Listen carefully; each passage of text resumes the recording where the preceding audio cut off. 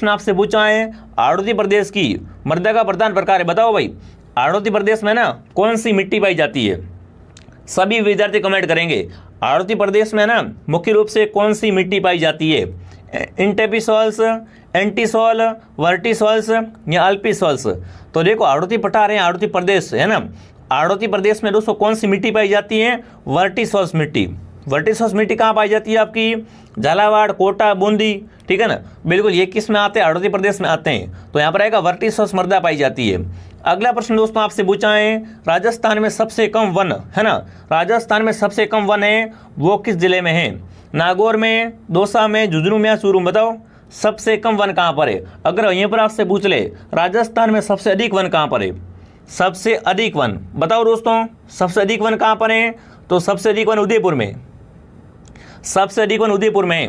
वहीं पर सबसे कम वन कहाँ पर बताओ मुझे? सबसे कम वन चूरू में, ठीक है ना। राजस्थान में सबसे कम वन वाला जिला चूरू है और अधिक उदयपुर में। तो जो भी यहाँ पर चूरू कमेंट कर रहा है, चूरू ऑप्शन आपका सही है, ठीक है ना, चूरू ऑप्शन आपका राइट रहेगा। अगला सवाल आपके सामने बहुत इंपॉर्टेंट प्रश्न पूछा राज्य व्यवस्था से। क्या पूछा आपसे? राज्य में नई वन नीति की घोषणा कब हुई? बताओ भाई, राजस्थान ने पूछा आपसे नई वन नीति की घोषणा है ये कब हुई है? 18 फरवरी 2008 को, 18 फरवरी 2009 को, 18 फरवरी 2010 या 28 दिसंबर 2009 को? सभी विद्यार्थी कमेंट करेंगे राज्य में नई वन नीति है ना इसकी घोषणा कब हुई है? तो बिल्कुल आपका उत्तर क्या रहेगा? 18 फरवरी 2010 को, ठीक है ना। राजस्थान की नई वन नीति की घोषणा कब हुई है? 18 फरवरी 2010 को। चलिए आगे बढ़ते हैं दोस्तों। अगला प्रश्न आपसे पूछा राजस्थान में सबसे पहला राष्ट्रीय उद्यान है। बताओ भाई, राजस्थान का सबसे पहला राष्ट्रीय उद्यान कौन सा है? रणथंभौर, सरिस्का, केवलादेव या मुकुंदरा हिल्स? सभी विद्यार्थी कमेंट करेंगे। बहुत बढ़िया आपके कमेंट आ रहे हैं। एक बार थोड़ा सा आप आंकड़ा पार कर दो भाई, क्लास को थोड़ा सा शेयर कर दो, और जिसने भी क्लास को लाइक नहीं किया क्लास को लाइक और सब्सक्राइब कर लो भाई। क्लास का टाइम पता है ना आपको? एक क्लास मॉर्निंग 8 बजे आती है, एक क्लास दोपहर 2 बजे और एक क्लास शाम को 9 बजे। अगर ये 3 क्लास है ना, आप ये 3 क्लास अगर आप दोस्तों 15 दिन ज्वाइन कर लो तो आपके सिलेक्शन की गारंटी मेरी है। अब तक आपने कुछ नहीं पढ़ा कोई दिक्कत नहीं है, पर अगर 15 दिन आप ये क्लास ले लेते हो तो आपका सीईटी में बेड़ा पार है विद्यार्थियों, इसलिए क्लास को पर डे ज्वाइन कीजिए। अब देखिए राजस्थान में सबसे पहला राष्ट्रीय उद्यान कौन सा है? रणथंभौर राष्ट्रीय उद्यान। जो भी ऑप्शन ए कमेंट कर रहा है ऑप्शन ए आपका राइट है। रणथंभौर राष्ट्रीय उद्यान कहाँ पर है? सवाई माधोपुर में, ठीक है। चलिए आगे बढ़ते हैं दोस्तों। अगला प्रश्न आपसे पूछा है निम्नलिखित में से कौन सा अभ्यारण्य जंगली मुर्गों के लिए है ना, जंगली मुर्गों के लिए कौन सा अभ्यारण्य विद्यार्थियों? कनक सागर, माउंट आबू, सीता माता या ताल छापर? देखो ताल छापर क्या है? कृष्ण मृग के लिए। यह भी प्रश्न आता है एग्जाम में, कृष्ण मृग के लिए कौन सा अभ्यारण्य है? ताल छापर, चूरू। पर जंगली मुर्गों के लिए आपसे पूछे ना तो माउंट आबू अभ्यारण्य। ये क्या है दोस्तों? आपके जंगली मुर्गों के लिए प्रसिद्ध अभ्यारण्य है। और माउंट आबू कहाँ पर है? सिरोही में, ठीक है ना। जो भी ऑप्शन बी कमेंट कर रहा है बी ऑप्शन आपका करेक्ट है। अगला प्रश्न आपसे दोस्तों पूछा है राजस्थान में निम्न में से कौन सी रबी की फसल नहीं है? देखो नहीं क्या पूछा, काफी आप जल्दबाजी कर लेते हो ना, है पढ़ लेते हो। आपसे पूछा इनमें से कौन सी रबी की फसल नहीं है, ठीक है ना। गेहूं, चना, जौ या बाजरा? तो देखो गेहूं और बाजरा दोनों एक साथ तो आएगी नहीं, है ना, दोनों एक साथ तो आएगी नहीं भाई। तो यहाँ पर बाजरा क्या है? आपकी रबी की फसल नहीं है। बाकी रबी की फसल कौन कौन सी होती है दोस्तों? गेहूं हो गया, चना हो गया, जौ हो गए, ठीक है ना। जो भी ऑप्शन डी कमेंट कर रहा है डी ऑप्शन आपका सही रहेगा। चलिए आगे बढ़ते दोस्तों। अगला सवाल आपके सामने राष्ट्रीय सरसों अनुसंधान केंद्र है ना शेवर में स्थापना हुई। आपसे अगर पूछ ले एग्जाम में राष्ट्रीय सरसों अनुसंधान केंद्र कहाँ पर है तो ये आपका सेवर भरतपुर में है। अब बताओ इसकी स्थापना है ना सेवर में कब हुई थी विद्यार्थियों? 2004 में, 2007 में, 1993 में या 2003 में? तो बिल्कुल दोस्तों राष्ट्रीय सरसों अनुसंधान केंद्र की स्थापना सेवर में कब हुई थी? 1993 में, ठीक है ना। इसकी स्थापना सेवर में 1993 में हुई थी। और सेवर कहाँ पर है? सेवर आपका भरतपुर जिले में, ठीक है दोस्तों। चलिए आगे बढ़ते हैं। अगला प्रश्न आपसे पूछा है राजस्थान में निम्नलिखित में से किन जिलों में थार पारकर गाय, कौन सी गाय दोस्तों?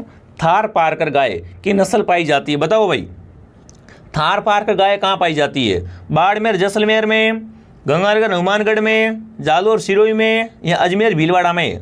तो देखो थार पारकर गाय की नस्ल है ना वो आपके बाड़मेर और जैसलमेर में पाई जाती है।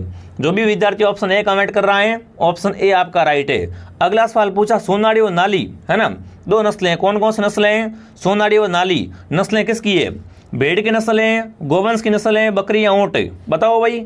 अरे सोनारी वो नाली क्या होती है गुरुजी? ये तो क्या होती है? भेड़ की नस्ल होती है। जो भी यहाँ पर भेड़ कमेंट कर रहा है, भेड़ ऑप्शन आपका राइट है। देखो मेरा एक ही टारगेट है कि मैं आपको बहुत ही कम समय में इंपॉर्टेंट क्वेश्चन कराऊं, इसलिए मैं आपके कमेंट देख तो रहा हूँ पर आपके नाम नहीं ले रहा हूँ, क्योंकि अगर ज़्यादा समय लगेगा ना तो पढ़ नहीं पाओगे, इसलिए बता रहा हूँ सीरियस होकर तैयारी कीजिए विद्यार्थियों। अगर आज से ही जुड़ते हो तो भी आपका सिलेक्शन पक्का है विद्यार्थियों। बिल्कुल आपको क्लास को डेली देखना पड़ेगा, ठीक है। अगला सवाल आपके सामने, राजस्थान के किस जिले में जिप्सम का उत्पादन? बताओ भाई। जिप्सम का उत्पादन सर्वाधिक कहाँ से होता है? अजमेर से, बीकानेर से, बाड़मेर से या कोटा से?